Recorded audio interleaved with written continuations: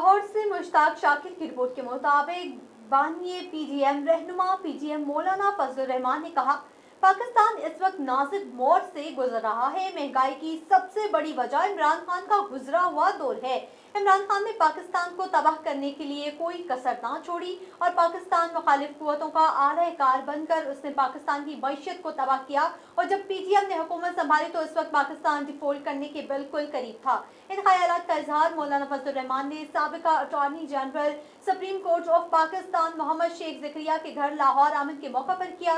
इस मौके पर वकला और दीगर सियासी अहम शख्सियात की बड़ी तादाद मौजूद थी और लाहौर हाई कोर्ट बार के वकला की अब्बास मजीद एडवोकेट हाई कोर्ट लाहौर और मलिक वहीद मुराद की सरबराही में बड़ी कसीर तादाद में शिरकत की।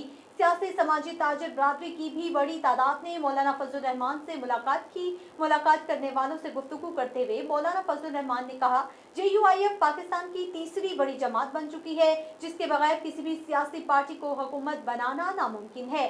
Lahore High Court bar advocate Abbas Majeed और मलिक वहीद मुराद से मुल्की हालात पर खुसूसी बातचीत करते हुए कहा कि हमने पाकिस्तान को डिफॉल्ट से बचा लिया है और अब पाकिस्तान के डिफॉल्ट करने के चांसेस खत्म हो गए हैं और अगर हमें दोबारा हुकूमत मिली तो हम पाकिस्तान को तरक्की की राह पर गामजन करेंगे।